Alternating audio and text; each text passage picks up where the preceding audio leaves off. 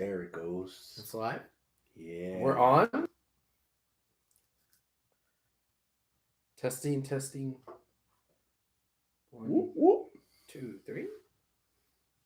Whoop, whoop. I don't know, It man. says we're live. I don't see it on the YouTubes. I got the alert. You got the alert? I got that alert, man. He's so fucking annoying. Oh, shit. Fucking annoying. God damn.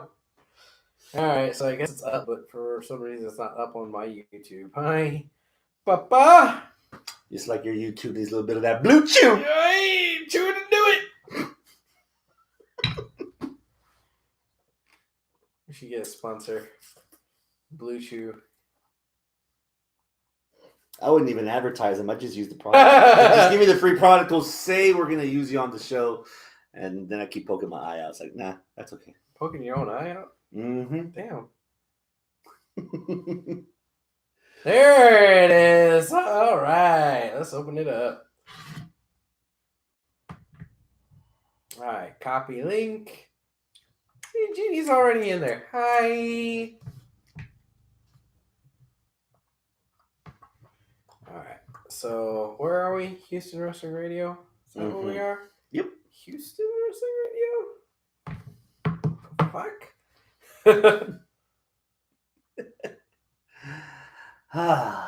Paste. We are live.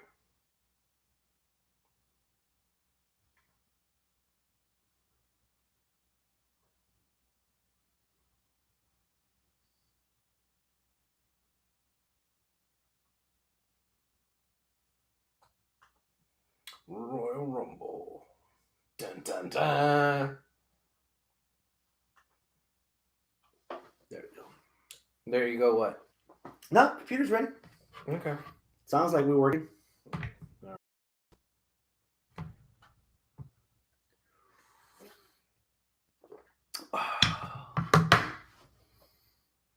Crease. Oh, there you go. No, wait. You're not Chris Foreman. Who are you? Beach it, Joseph. How many times have I told you not to use my slave live on the air?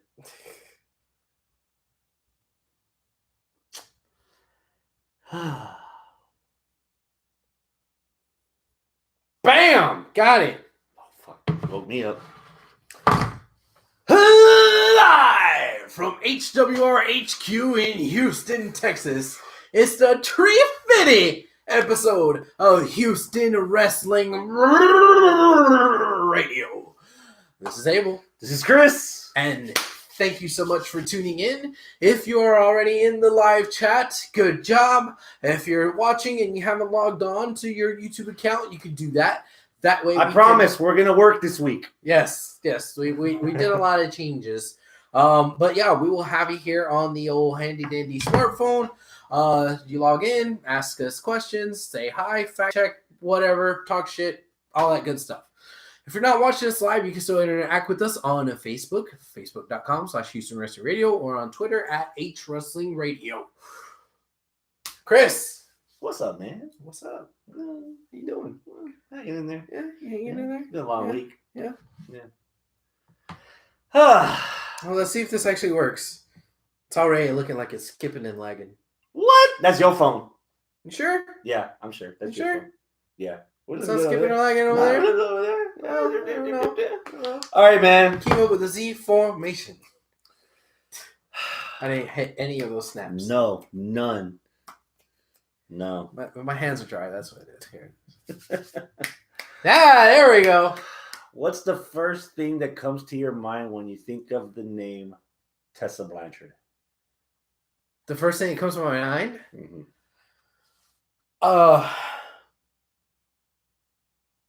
Champ, I guess. But there's a lot of things that come second and third to my mind. Which are, oh, fuck. And then a lot of, oh, fuck. But so you know what's going on. Yeah. You have an idea what's going on. Fill them in on what's going on. All right. So right before Tessa went to go have her match at at the pay-per-view there for TNA for the World Championship a couple of days before. She tweeted out something to the effect of women need to support each other. Something, I don't remember the exact words, but it was something along those lines. And then somebody that was another female wrestler, and I can't remember who, said, "Oh, really, bitch? Damn it, I can't snap today." There we go. "Oh, really, bitch? Because you was being a bully back in the day in Japan and over here, and you spit in another worker and called her the N-word and like all this stuff." And then she got pulled from a bunch of other bookings all across the country, and it was a controversy and stuff. It was what's going on. Then she went on and still won the championship. And oh shit! Damn. Okay. Make sure you gotta turn that down. Yeah. So yeah. And then she sent out a response, basically trying to apologize, saying she's not racist. She would never do any racist stuff, this and that. But she never apologized for the bullying, and people were still trying to like nail her to the wall on the fact that she was a bully. Mm-hmm. So it was, at first it was she's a racist and a bully, and now it's like, well, okay, you might not be a racist, but you're kind of a racist, but you're definitely a bully. So, oh man. Yeah. I hate to be that guy. Then again, here we go. Love to be that guy. Okay. So I'm going to preface that with an example. I'm growing out my hair again. All right. Donating my hair again. Wigs for kids. Yeah, wigs for kids. If my job were to tell me, hey, Chris, you have to cut that hair. Otherwise, we might have to do something about it. If I were to just willy-nilly cut my hair, then my values don't really mean much, do they? Okay.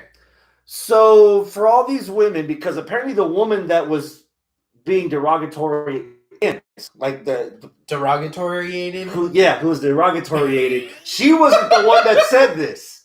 It was other wrestlers that pointed out that incident because they were there when it happened. Okay. If that happened in 2017, where was this in 2017?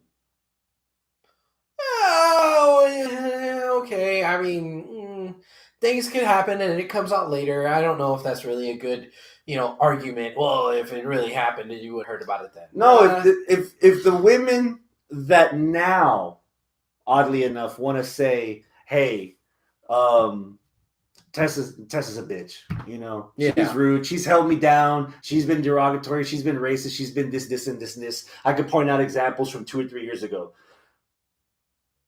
If you really felt that strongly about women's evolution or racism, where was this in 2017 when it happened?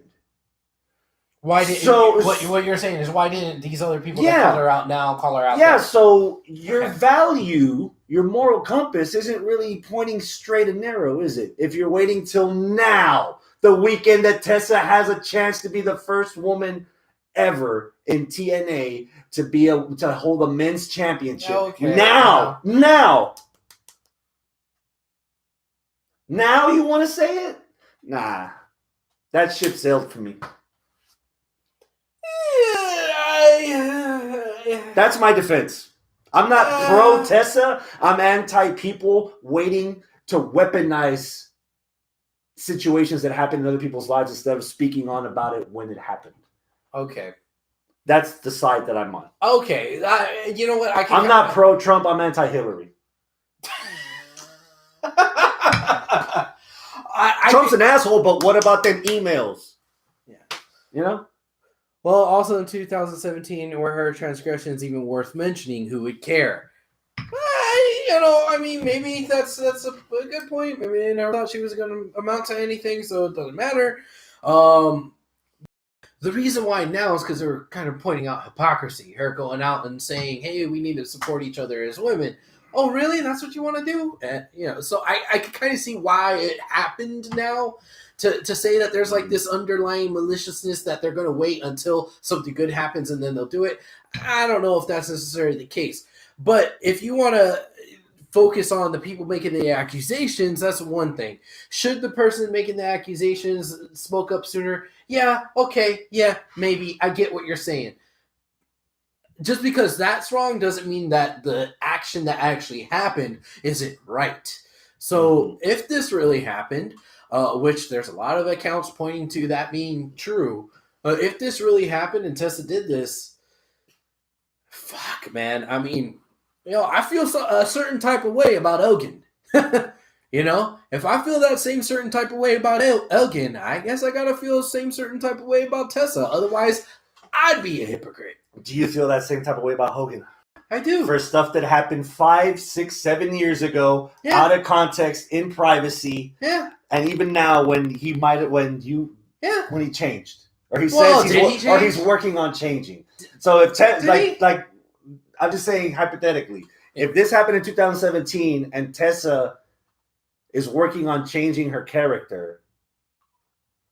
Her character, or like who she is as a person? Yeah, her person on changing that. Developing character in the like Leave It to Beaver sense. Yeah. Okay. Yeah. You know what? And you know what? People change. I do understand that. I'm a wildly different person than what I was 10 years ago, and that person's wildly different than what Abel was 10 years before that. Mm-hmm. Okay. Back when he had hair. I know, right? So yes, I do understand people change. I get it. I totally understand that. Now, do I know Tessa personally? No, I don't. But I can't say that I like the actions of even 2 years ago. Hogan, however long ago that shit was. Yeah, Elgin, however long ago that shit was. Can people change? Yes, but I mean, you don't hear about that, right? So. Me not knowing them personally, like it's kind of hard to actually place a judgment except for what you do know. Yes, when Tessa first started wrestling, she came to Houston, second match ever. We got to hang out with her for a very, very small amount of time, but we got to hang out. She was really cool, really nice, sweet person. She took the picture with our fucking shirt and everything, right? She was cool, and I want to support her, and I want to say, hey, somebody that kind of came through. We got to see her right when she was first a fucking baby wrestler. We saw her, do all this. Oh wow, first woman to be the world champ. Fuck, I really, really, really, really want to be behind her. This kind of takes a little bit of the wind out of the sails for me, because I mean, fuck, what if maybe there's some truth to that shit, So it's kind of awkward, People. Oh, no, sorry. Randy said people do change, so why not own up? What the hell is the camera doing? Okay. So why not own up to what you did in the past and then show how you've changed? Okay, yeah. Mm-hmm. She technically didn't really own up to that part. She kind of owned up to half of it. She said in her tweet, I'm not a racist. I never said these racist things to her. She cut a promo that was cut off the air, I'm assuming from the pay-per-view. But she cut a promo post victory of the match because I was you were there. I was live and in person. Yeah. And she did mention nobody's perfect. Everybody has their flaws. I've made my mistakes in the past. I'm trying my best to work with them to become a better person. Right. She's in the faith now. Apparently, I don't know what that means to which people. I'm not. What? I'm not religious, but I'm spiritual, kind of thing. Like okay. I don't know how far certain people take it. So, okay. But she says she's in the faith. So it's one of those situations where if you're forgiving, then eventually you'll be fine. Or there's some people that they're never gonna let it go. But in that situations like that, what does a person that makes mistakes do? Do they just curl up and die? It's like, oh, I fucked up, I'm done. Let me just, or do you eventually just trudge on? Well, I mean, that's where you talk about redemption, right? Yeah. But how do you redeem yourself in a real life way in the public eye without, in this day and age, admitting that you fucked up? Because sometimes admitting that you fucked up in an attempt for redemption is worse because people don't put the eyeballs and the ear holes on the redemption story. They put their eyeballs and ear holes on the actual wreckage. Yeah, the wreckage. Like, if there's a wreck on I-45, you look at the wreckage. You don't look at how nice You the don't car call is. to check up if everybody's still alive. Yeah. Did you get your insurance checked? Did you get the repairs? Oh, they totaled it out and you got yourself in Mercedes? Oh, good job. No, you don't know about that shit. You just know, damn, that car's on fire. Like, that's it, you know? So it's hard because that's the weird thing about this day and age where we're at. Because we want to talk about people learning and people maturing and people moving on and growing. But you never hear the stories about that, and you never see the late night conversations and the internal struggle with your own demons and the conversations you have with your close circle of friends, or where you have an epiphany and you learn about stuff and this and that. No, all you see is the fucking sensational bullshit. Mm-hmm. So it's a tough position to actually be in, to sit afar, not, you know. Got you. Yeah. So, with all that said, yeah, that news broke before Tessa had the match. Mm-hmm. Impact still made the decision to run with said story with Tessa overcoming her story in the bubble, in the microcosm of Sami Callihan and OVE. Right. Do you think Impact made the right decision post?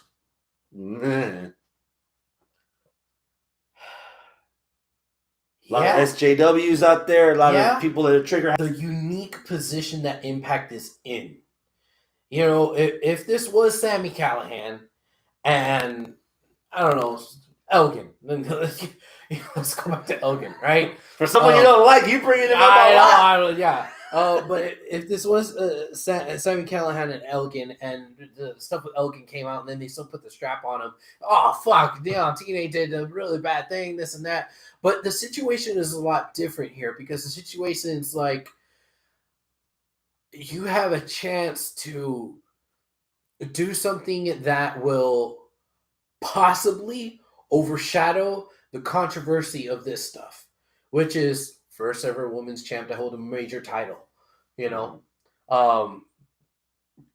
winning it in an intergender match. And the storyline itself makes sense.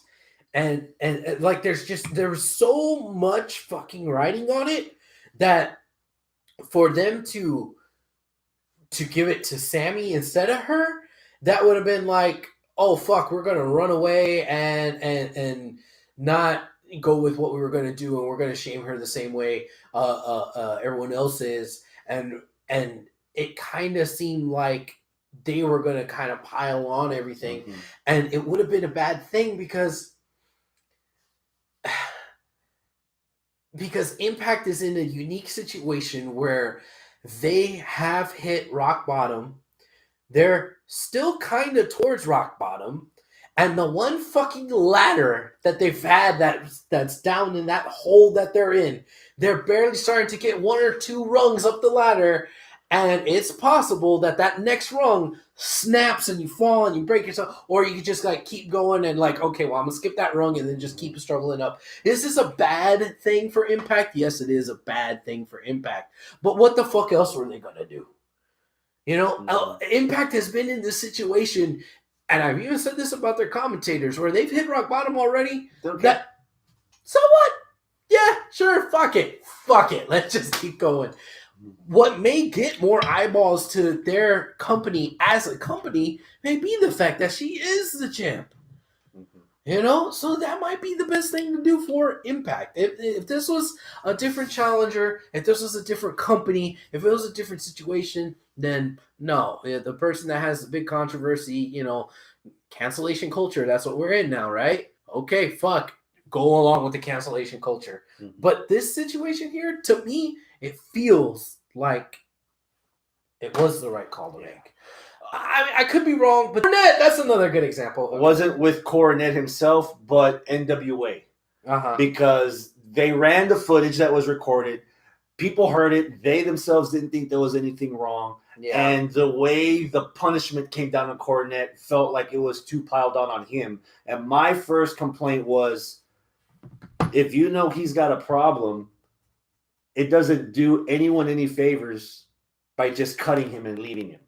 If you care that much about the product, if you care much about the person, keep him on, give him sensitivity training or something to prove that you're willing to invest in him to make him better.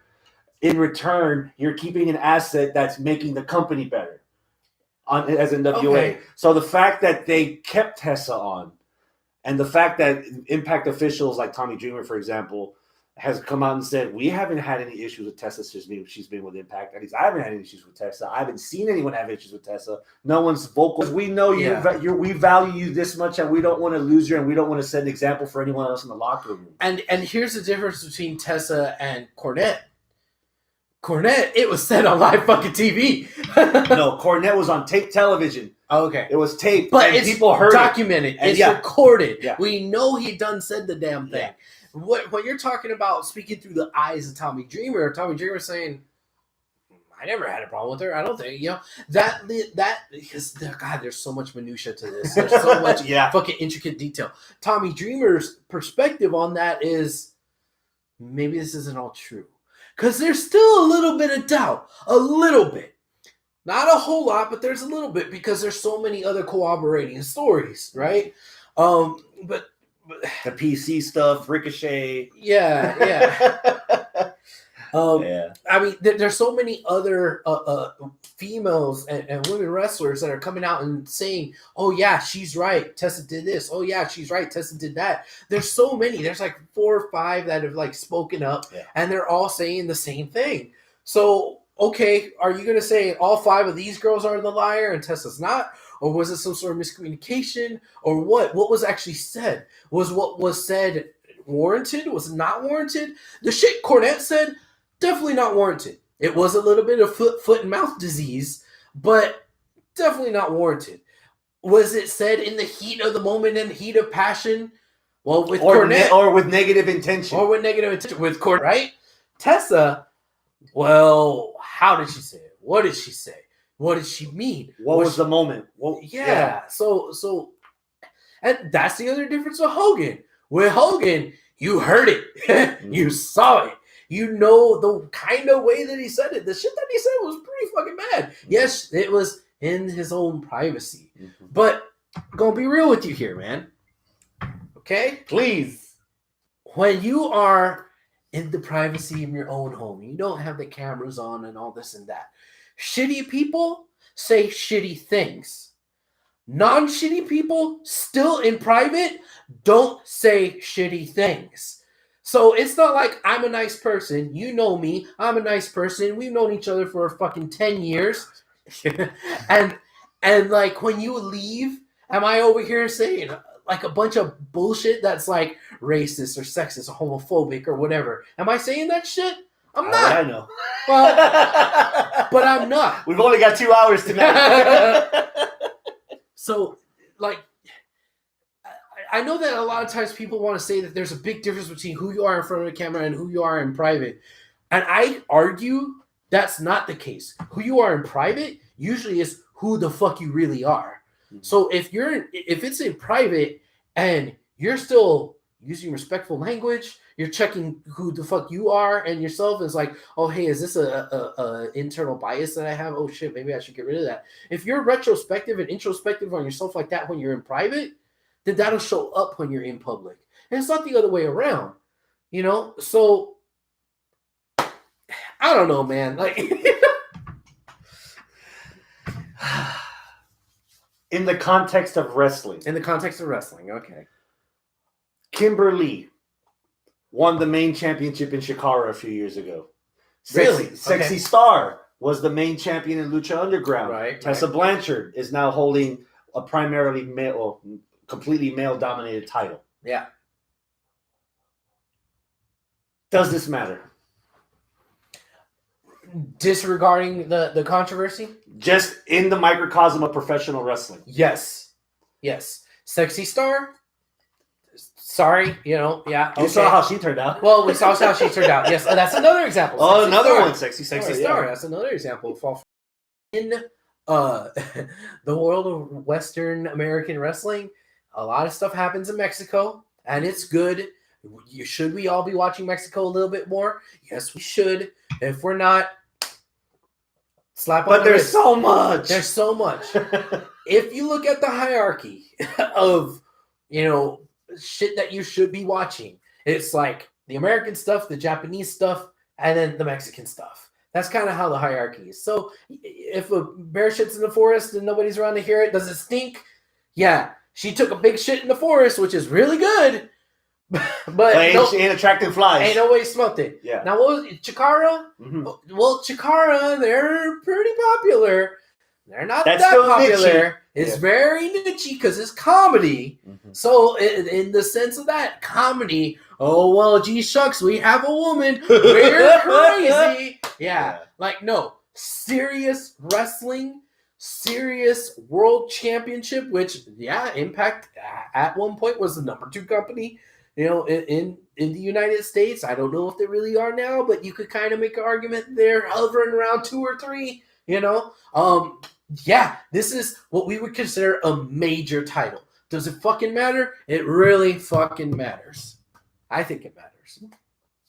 Just gotta get that out there because you kind of, not that I disagree with you, but you kind of made a devil's advocate argument for me because a lot of stuff, most of our listeners still don't know what an Impact is.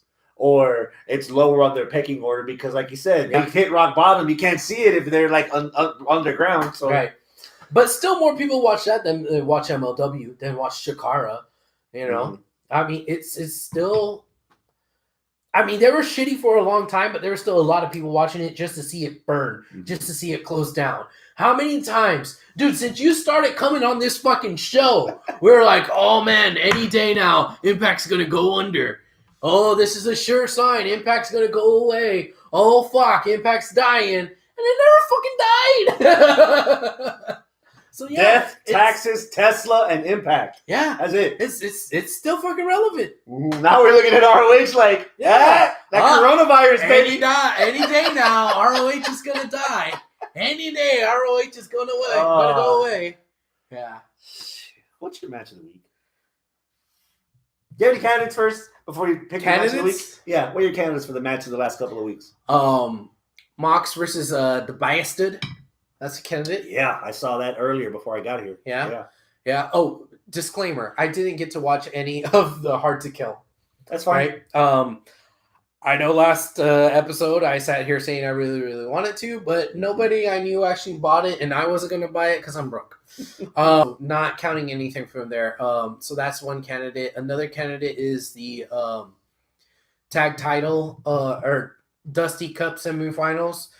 Imperium versus the what are they? The Broskies? The Broserweights. Broserweights. Broskies. Joint manipulation. Yeah, that was a good match. I believe. Interesting. I believe my. Well, do you want me to throw out my match of the week pick? Before you get there, okay. It's been a while because I've fallen off of the UK stuff. 2 weeks in a row, I've fallen a flutter for Grizzled Young Veterans. There's an interesting dynamic there. Okay. Their match with the Time Splitters was really good. Okay. That same week, Darby Allin against Pac main evented that episode of AEW. That was some good stuff. That was good too. The tag match that opened yesterday's AEW with SCU against Omega and Paige. Yeah. The dynamic that they're giving with Paige kind of wanting to get away from the Elite, and trying to do his blaze his own trail and all that, and drinking all this alcohol and shit. My hero. The dichotomy there's doing between the two, I thought it was really well done. Keith Lee versus Roderick Strong, man. That's some good shit. Yeah, that's really a candidate for you? I don't know what my pick is. I'll tell you one more thing. A candidate is Sami Callihan versus Tessa Blanchard.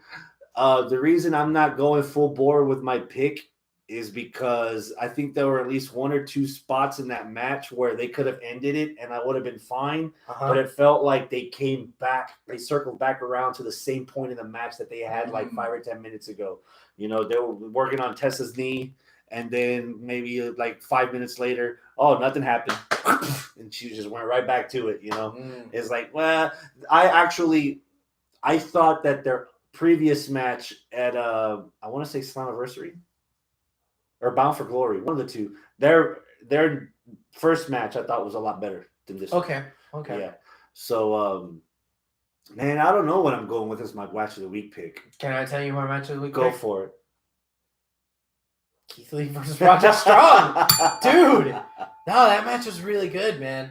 Now I don't know if it's my rose-colored glasses of Keith Lee and all the time that he spent here in Houston, and my mark out hard on for him that I have, or if the match was that damn good. Because I do remember at times during the match thinking, "We're gonna have a match of the year candidate for 2020, are we?"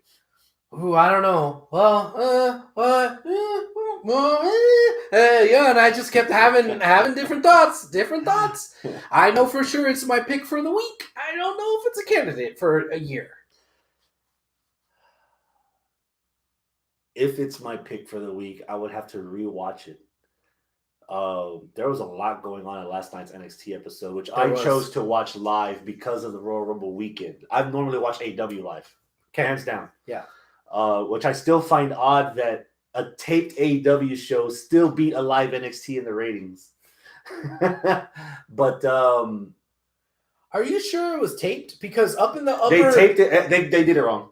So it was. So when they put that little thing that says live in the corner, that was a lie. They taped it Tuesday night, and they flew the tapes to Atlanta to make sure that they were there in the building in time for the airing, so they could air it.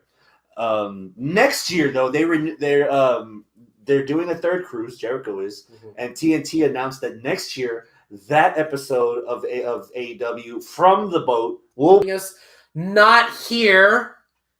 Check. Yes, he's joining us in the live chat. He says the match was that damn good. Yeah. Okay. I'm gonna say it's my match of the week pick. I need to go back and rewatch Keith Lee versus Roddy. Yeah, I need to go back and rewatch it. Because damn, you know why?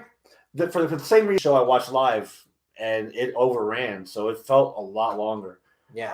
So I need to watch it again just to make sure that it's a soluble pick. Okay. So match of the week, yeah, we're not even sure about voting for match of the year yet. Yeah. Okay, that's fair. If some of our listeners have an opinion either way about that, please let us know. But for right now, we're just gonna table it. Yeah. Okay, but that was a damn good match. Fuck yeah, Keith Lee. Hell yeah. Fucking North American champion. Good job, Keith. I expect to see more gold around his shoulder at some point in the future. This is going to be a great first championship run for him.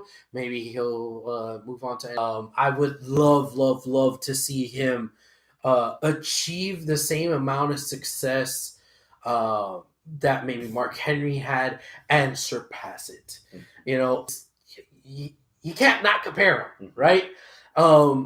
He is big, strong, African American guy from Texas, and there hasn't been a really great history of world champions in WWE that are African American. Yes, sure, we finally got Kofi, but what happened? He just scrubbed out. WWE champion, yeah. Mark Henry, the world heavyweight champion, Booker T, world heavyweight champion. True.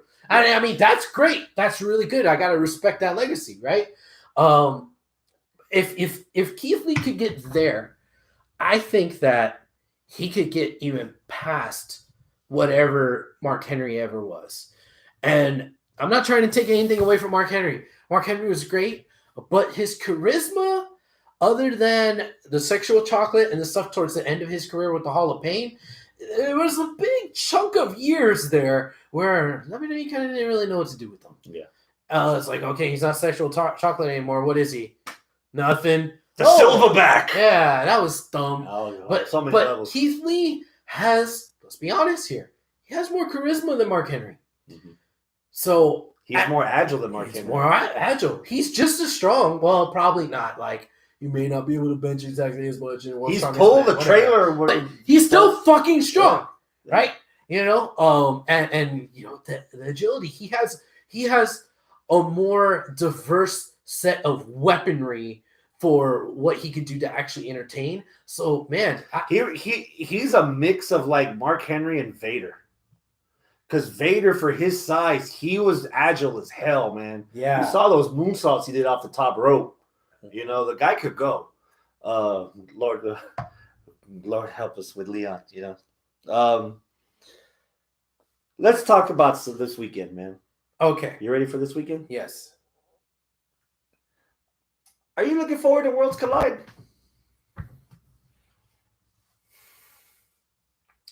Kinda. I'm not like, oh my god, I'm so fucking hyped. I'm like, all right, yeah, I'll watch it. There might be some good stuff. Cool. Okay. I think a lot of that is because it feels like this is kind of like Survivor Series where it matters but it doesn't really matter. You know? Like, brand supremacy. Whoop-de-doo. Like, the revenge inning. Who cares? Yeah. You know, brand supremacy between UK and NXT. Whoop-de-doo. I'm still going to watch NXT and ignore UK. Change my opinion. But the results don't. Okay. So I don't care who wins or loses. But if I see a guy that I really, really like, oh, man, I need to see more of that guy. He's only on UK? Okay, maybe I should tune in to UK just to see him. At least the network now breaks it down to where you can skip directly to the sections you want to see. Yeah. So if you like, for example, Ilya Dragunov, you'll find his stuff against Imperium in the recent episodes of NXT UK. Right. So since I uttered his name, let's just start with him. NXT UK. I'm sorry. I gotta let Arnold chime in on this. He could be here and chime in. He could, but he's not. I still want to read this because this is funny. Not too hyped about Worlds Collide, but that means it's going to be full of match of the year candidates. That's what happens with NXT and Takeovers. You're not hyped, and then fuck, this match was great. Okay, go. Ilya Dragunov. Okay, from NXT UK against Robert Medlin. What's up, man? Dragunov versus Robert Medlin. Robert. Yeah, good luck, Robert. Yes. Thank you so much for joining us, man. It's been a while since we've seen you. Against Finn Balor. Dragunov versus Balor? Yeah. Okay. Did you see the Balor promo last week? I thought I did. Where he's watching Dragunov's footage on an iPad, talking to the camera? This doesn't ring any bells. You need to go back and find that. Because Dragunov last night cut a promo going back at him. Oh, man. Good stuff. It reminded me of like UFC promos the night of the fight where they just like splicing stuff back and forth. Yeah. Where it felt good. I'm at an 8 for it. Okay. Not by much, but I'm the most knowledgeable of the two of us right now of Ilya Dragunov's work. Yeah. The networks out there, just search his match against Cashizona where he got his first loss. And search his match at the TakeOver Liverpool against Cesaro. Yeah. He'll win you over. And Balor's Balor. You know, right. I think not sidetrack. I think the reason why you're not super hype about this weekend is probably the same reason I am, because they're shoehorning this in with the build for NXT TakeOver is in 2 weeks from this weekend. Okay. You know, and the fact that we'll get to the Survivor Series. We'll get to the Royal Rumble stuff later. But this feels like not even secondary, like third-ary. I'm there, so my antennas are up. So I'm at an 8 for this match. What say you? 6. It's mostly Finn, isn't it? Yeah, that 6 is mostly Finn, but you can admit it. I mean, I'm not. Finn's tickling my pickle right now. You're waiting for Finn and Gargano, or is that not tickling your pickle either? I just think it's Finn. Really? Yeah, I'm bored of Finn. You're bored of the Prince? I'm bored of the Prince. 4 weeks in, after getting like demolished by the Fiend. Yeah. You don't like this Prince? You don't like this Balor? It's not that I don't like it; it's I don't care about it. Okay. Like that's fair. Like he went to NXT, and he's in NXT, and he was going to challenge for maybe a title or something, and now he's not, and he's fighting somebody else, and it's like, oh, cool. So there was hope when he went to NXT that going into Survivor Series, fuck. NXT's going to win out in Survivor Series. And they almost did. They had a really strong showing. Fuck, they're putting them on the USA. Fuck, they're going to treat this as a third brand. Hold on a minute. Yes, they're on the come up. They got the TV show. They're there, but it's still developmental. And it's still. You admitted earlier it wasn't. It's still a demotion if you go down there. And if it's a demotion to go down there, at least you could be the main event, the guy running the yard, because you were the guy running the yard before you left. We're going to put you in mid-card for a little while. Because we have other main eventers that are doing their thing, and they're better than you. Oh, and you know it. And you know it. And you know it. And what did he do? Did he change anything? Is he full of piss and vinegar? Is he pissed off that he's not getting treated as the main event? Not really. So, no, he just took a demotion and said, yes, sir, may I have some more? He didn't take a demotion and be like, the fuck? Well, at least I'm going to run this bitch. And he didn't even do that. So, yeah. Again, a part of the reason why I don't care who fucking wins is because brand supremacy between NXT and NXT UK, whoop-de-fucking-do. I have Finn winning. Okay, Finn. Sure, why not? Yeah. I'm a little disappointed we're not getting Balor versus Jordan Devlin. We got that already. Network. Google it. Mustache Mountain. Trent Seven, Tyler Bate, representing the UK flag. Stars and Stripes is getting DIY. DIY versus Mustache Mountain. How's your pickle? It's about an 8. All right. I know that I just said a lot about not being the main eventer when you should be the main eventer. And Ciampa should be a main eventer. It should be him. It should be Gargano. It should be Cole. And Ciampa is main eventing the takeover. That's NXT US. And that's the difference there. We know down the line that he's going to do that. But this second side quest, boy, if you give me DLC? If you give me one more side quest, you give me one more side quest. I can't afford all this DLC. Yeah, like, all right, fucking battle the fucking dragon. I don't want to go pick mushrooms for the wizard to get a special armor. Or clean my sword. That's a DLC exclusive. Yeah. Like, okay, I get it. Okay, now I have the shiny, rainbow colored sword. Okay, that's cool.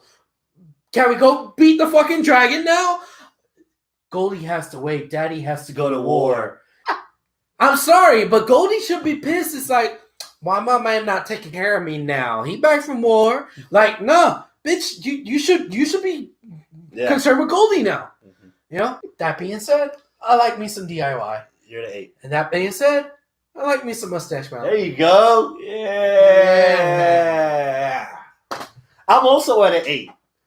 It's not often we get to watch. Well, not often I get to see Tyler Bate live wrestle. Yeah. So, and this is the first time I get to see the gimmick, the whole Mustache Mountain thing. So I'm at an 8. It's gonna be a fun match. I'm gonna let them have one. Mustache Mountain. Ciampa and Gargano were good at being alone lately. Mustache Mountain's been the team. Yeah. So I've got Mustache Mountain. They could cost the Menage a Quattro, but Finn. And it's funny you mentioned that because I'm going to bring that up later in the show. Oh, okay. Yeah. Prelim, Mia Yim from the US against Kaylee Ray from the UK. Did you like you some Kaylee Ray during War Games? Nah. No? But how about Mia? HBIC. Yeah, she's cool. I like her. Where you at? Mia versus Kaylee? Mm-hmm. Yeah, 6. I'm also at about a 6. Yeah. Pre-show. It's not for a title, even though Kaylee Ray's the UK women's champion. I don't really like Kaylee that much, to be honest. She seems kind of generic and bland. I don't know. I don't know a catchphrase, a move, something that. But what is it about Kaylee that I should care about now that Tony's out the picture? That was a good storyline. Mm-hmm. Kaylee doesn't have a good character. Mm-hmm. She's a little boring. I got Kaylee winning. Okay, sure, why not? 4-way for the Cruiserweight Championship. Travis Banks. Who? Travis Banks. the Kiwi Buzzsaw. He's been on some NXT shows. He fought Pete Dunne about 2 or 3 weeks ago. Put on a hell of a match. Jordan Devlin. Well, Walmart Finn. Yeah. Swerve. I like Swerve. Isaiah Swerve Scott. All get a shot at Garza's Cruiserweight Championship. You see Garza's promo last night? Yes. I like the English is getting better. Yeah, I was about to say. I like me that promo. I didn't even need that promo. He won me over on commentary during that triple threat. Yeah. With Swerve and it was Swerve, Breezy, and Leo. Yeah. Him on commentary won me over on that. So I didn't need this promo, but that promo was a little icing on top of that cupcake. It was good. I'm really coming around to his character and who he is, and I kind of like it. I like him a lot. That's why that's the first thing I mentioned, the promo. The match itself, let's go with about a 7. The unknown guy, what's his name? Travis Scott? Travis Banks. Okay, yeah, him. Okay, whatever. Yeah, okay, cool. I'm at about a 7. Travis Banks, one of these things is not like the other. One of these things don't fly around. Travis Banks will punch you in the fucking mouth until all your teeth are out for him to count. Okay. Swerve is Swerve. Garza, for the most part, he flies around, but he's actually a good technical guy too. And Jordan Devlin, well, he's a little mix of both, but he's normally a flyer also. So I'm curious to see, out of all the people, what Travis Banks is going to add to this mix. Who's going to keep all this together? And I think Travis is going to be that guy. It's too soon for me to take the belt off of Garza, but I'd be happy with I'd honestly be happy with Jordan Devlin having it, because I'd like to see more of Jordan Devlin on TV in general. That's a guy you need to stick on NXT right now that it's on USA, so people will be like, ooh. Well, Arnold says this: I hope they don't take the belt off of Garza. He says Hector Reyes. I hope they don't take the belt off Garza, but I like Swerve. Who doesn't like Swerve? Robert Medlin says this. I'm hoping to see Ligero. I dig me some Ligero. I'm surprised Ligero didn't win that match against Travis Banks, because that's another. When you look at this match on paper, and then you see the pictures of them, and then you see that guy Ligero. What I'm assuming is the main event, because the title is on the line. Round 3. Rhea Ripley defends the NXT US title against Toni Storm. Where you at? 9. And you know what? This is going to be a little bit of a topsy-turvy opinion of myself. Uh-oh, this is going to be good. If this was not for the title, I'd be at a 10. But since it is for the title, I don't know if I want to see Rhea lose a title match, and I don't really want to see Toni win a title match. This might be her first title defense. I don't want this to be a title defense for a gimmick show, NXT versus UK. Like, no, this shouldn't be for the title. For an NXT person, I know Rhea came from UK, but for an NXT person versus the UK person, I don't want that to happen. And I think that if it wasn't for the title, it would make it less predictable. Since it is for the title, Rhea's winning. Yeah. I would like to have seen it be non-title, Toni wins, and then, sorry, I'm going back over the pond, but next time we see you, I want that belt. My anticipation for this match is at an 8, but with that being said, I hated the build. Okay. Because I liked the 2 matches before. I have a vivid, not so much vivid, but I remember how good those 2 matches were. Okay. But I didn't need to be reminded that Toni beat Rhea twice. Because that means that our women's division is headlined by a woman that couldn't even cut it on the other side. So that kind of, for me, devalued a little bit of every woman on our roster. Okay. And I kind of wasn't a fan of that.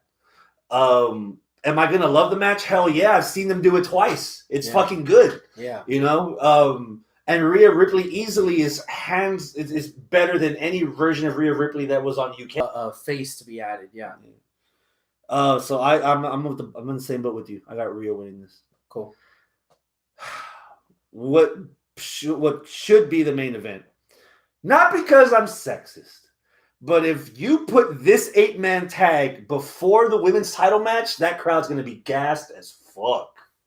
Imperium, Fabier, Eichner, Wolf, Volta against the Undisputed Era, Cole, Fish, O'Reilly, Strong, 8-man tag. Are you with me? I'm with you. Oh! 10. I didn't even need last night. I would still be at a 10. That's what she said. Nah, she don't say that shit. But fuck me, last night was good. That's what she said. That moment where the Imperium on the balcony, looking all proper and shit, man. I'm done, bro. I'm ready. Give it to me. I'm at 10. Yeah. I got Imperium winning. Really? Yeah. Ooh, that'd be delicious. If Imperium wins after Roddy just lost the title. I love the prophecy starting to unravel. I'd love it. I'm not knocking Undisputed Era at all. Love the talent. Finally, I feel like Strong is on the same level as everyone else in the group. I agree. That putting him in that group was the best decision one of the best decisions NXT's made. But I'm a carnivore. Look at the beef on Imperium, and then look at the paperweights and the UE. You heard that, man? I almost called the cops. I thought I heard somebody get shot outside the way Walter chopped that poor Adam Cole. Fuck. I'm at a 10, bro. I've got Imperium winning. All right. Yeah, I can't add anything to that. I'm excited. I want to see it. This is going to be a good car crash. Fuck yes. 10. I'll officially say the Americans are going to win. UE, Undisputed Era win. But I would love it if Imperium wins. Because that makes for a more interesting story. Yeah. Overall, where you at? 7.5. Okay. I'm gonna be there, so obviously you know what my number is gonna be. 10. But I will add some asterisks to that. Okay. I'm disappointed that they did such a good job of eliminating Undisputed Era and Imperium from the Dusty Classic that I was under the impression that the finals were at this show. You're going to give me an NXT show, but you're not going to give me Pete Dunne? You're not going to give me Matt Riddle? You're not going to give me the grizzled young veterans that I'm now starting to fawn over? You're going to save that for like another episode of NXT television that's going to get its ass whipped by AEW? That really? Should have been on this show. That needs to be on this show. That should have. You're right. Needs to be on this show. Yes. And where's my Keith Lee? Yes. You're right. Somebody needs to issue an open challenge, and they need to bask in some glory. Right. So there's still time, There's still Friday, and then the internet, shit happens on the internet. But me being in person, I'm at a 10. But I could see if somebody from the outside looking in is like 7. Mm-hmm. The build's not all there because it hasn't really been prioritized. The promo between Finn and Ilya, that was pre-taped. That wasn't in front of the ring. Yeah. Other than Imperium and Tony Storm and Rhea Ripley, the rest of the stuff has been backstage. Yeah. DIY is answering a challenge that Mustache did on the Twitter. There should have been more importance to this, and have some of that branch off to lead into the takeover that NXT is going to have in 2 weeks. So I'm a little realistic there. Obviously, because I'm going to love it. Yeah. But there's flaws in that. Mm-hmm. What about you? What I said 7.5, right? Yeah. The brand supremacy. Yeah, the stick. That angle just doesn't really fly with me. I've torn it apart year after year whenever Survivor Series did this with a little bit more care than I would say the last several years of brand supremacy, whether it be at bragging rights or at Survivor Series. Mm-hmm. But ultimately, you're all the same fucking brand. It's all WWE. It's all WWE developmental. Just one in the UK, one's not. And I mean, there is a little bit more legitimacy to it because there is a bit of a divide between the people that watch regular NXT and the people that watch NXT UK because UK exclusively tours in the UK. But Raw and SmackDown, they fucking follow each other all across the country. So, like, there's more. The bullshit factor is higher on main roster brand supremacy than it is in developmental brand supremacy. But it still has a hint of that Bushato stink. Oh, the Bushato. You know? So there's a little bit there. But yeah. Something that's happening tomorrow. From NWA. Hard times, daddy. Hard times. Hard times. Out of these 8 guys, who would you like to be the rechristened NWA World Television Champion? Okay. Aaron Stevens. No, I'm sorry. Tim Storm. Okay. Ricky Starks. Zicky Dice. The Question Mark. Trevor Murdoch, I'm sorry. Dan Maff. Mr. Anderson. Matt Cross. Old Son of Havoc. These 8 guys are in the TV tournament that's going to happen on this show tomorrow. So there's 7 matches total. And those are the matchups. We have Tim Storm against Mr. Anderson. Ricky Starks against Matt Cross. Zicky Dice against Dan Maff. Question Mark against Trevor Murdoch. The dude's name is Question Mark? Yeah. All right. He has a mask with a question mark on it. God, but he studies karate. You need to be watching, man. It's 45 minutes to an hour on YouTube. This shit's fun. All right. Come on. I mean, I go with the devil, Tim Storm. I agree. Why not?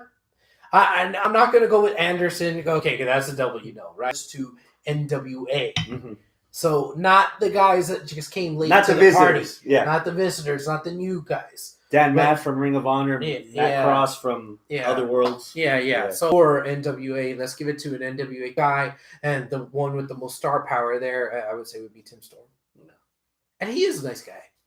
And that would further the rivalry he's got going on with, Nick Aldis will be wrestling in an exhibition match. Flip Gordon from Ring of Honor. Ooh. Yeah, Flip.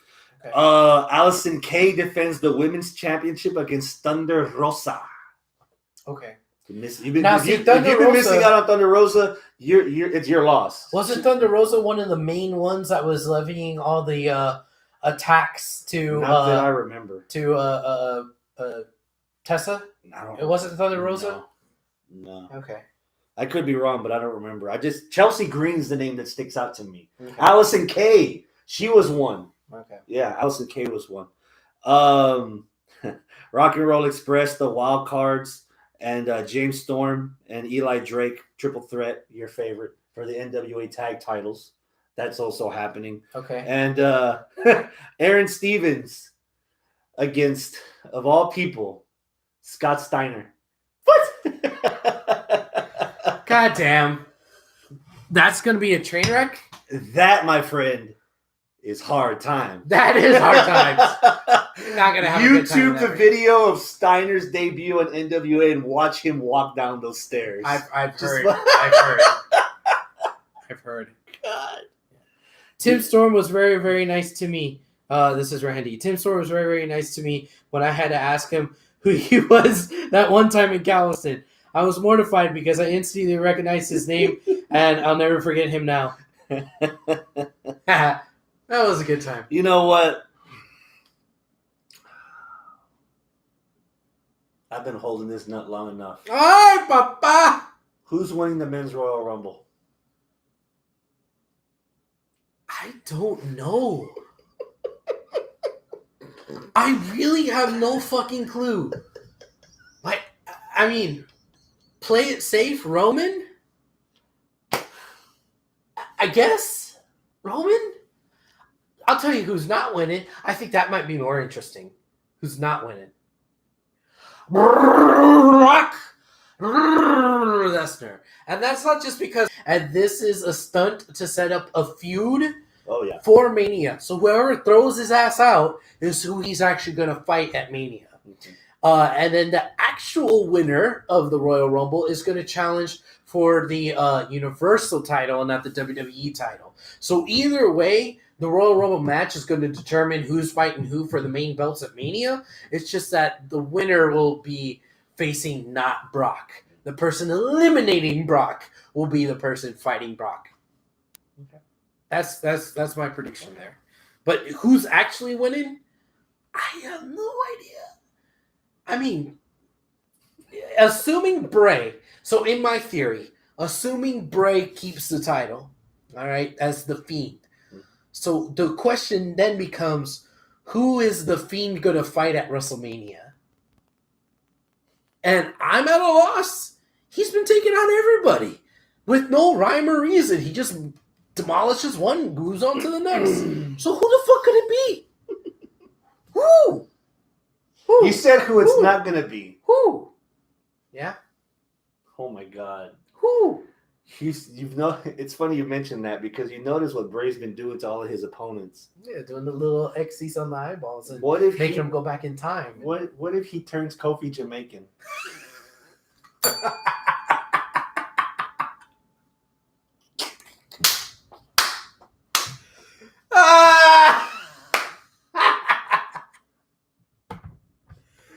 Oh, that'd be great.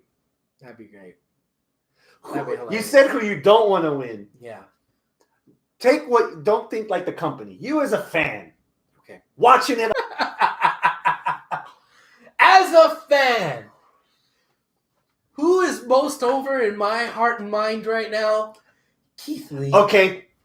Look at the camera. Book it. Keith Lee wins the Rumble. What do you do then? Keith Lee wins the Rumble. He has a chance to challenge for wherever.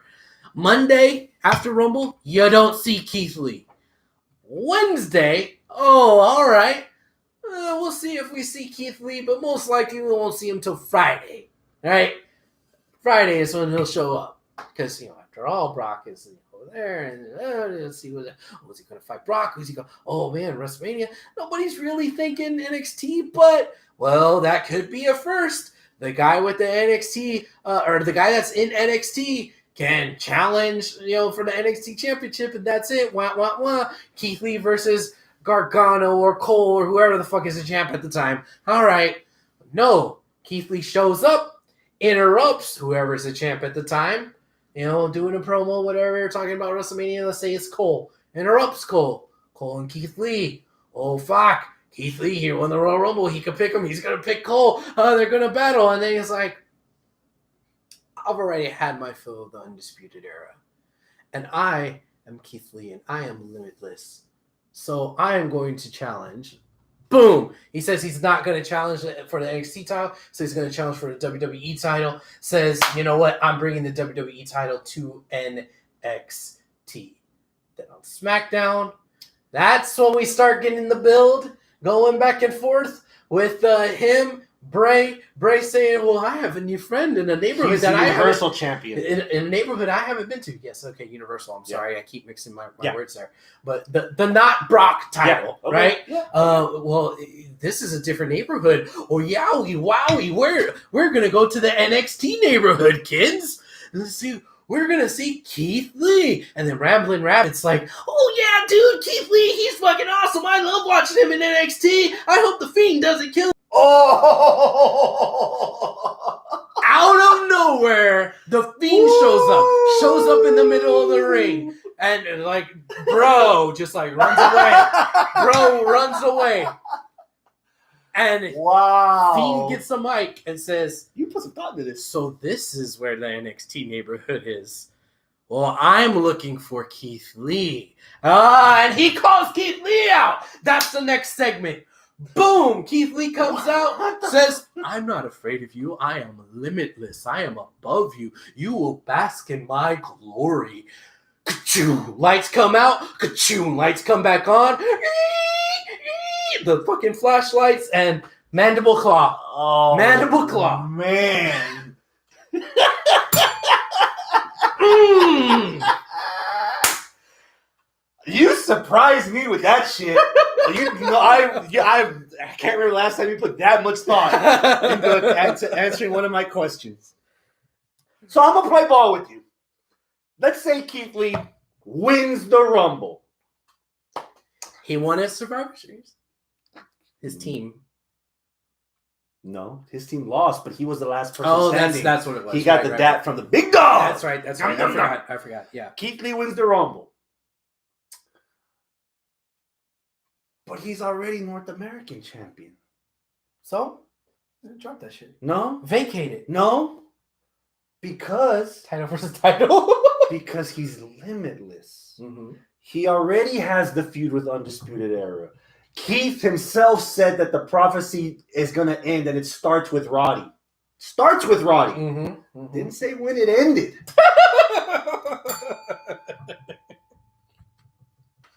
Okay. So why don't we get Keith Lee versus Adam Cole, baby, in a rematch from NXT television at WrestleMania? Okay. And Keith Lee wins both the belts. Oh, fuck. And he defends both belts. Okay. At takeovers or at NXT television. He'll defend one week. He'll defend another one the next week. He's got all that. Okay. I'm not going to go into the minutiae that you just did. Okay. But I've been running with that with that idea with Keith Lee. Mm-hmm. But I've been running with another idea with Keith Lee. Okay. I don't have. Here's another scenario. Keith Lee doesn't win the Rumble, but he's the guy. He's the guy that eliminates Brock. He's the guy? Oh, fuck. You were in San Antonio, but I had to change my shorts. A lot of people did. A lot of people lost their shit when Seth Rollins showed up at a takeover. Imagine the collective diarrhea at Full Sail if Lesnar comes in and costs Keith Lee his North American title. Eye for an eye, bitch. And then we build up to Keith Lee versus Brock at Mania. Again, I'm not saying Keith beats Brock at Mania. Right. Keith versus Brock at Mania. Again, I'm not saying main event either. Right. Because he didn't win nothing. Right. Keith Lee versus Brock at Mania. God damn. Okay. Okay. But my primary pick to win it, if you haven't followed the theme that's going on so far tonight, I have, in what might not be a popular pick even for me, but I have Johnny Gargano winning the Rumble. Gargano, so another NXT guy. Yeah. Okay. So I have Gargano getting a title shot for the NXT title at Mania. We get a rematch at TakeOver the night before with Cole and Ciampa. Okay. And that goes, and the winner fights Gargano at Mania. But there is no winner. So we get Cole versus Ciampa versus Gargano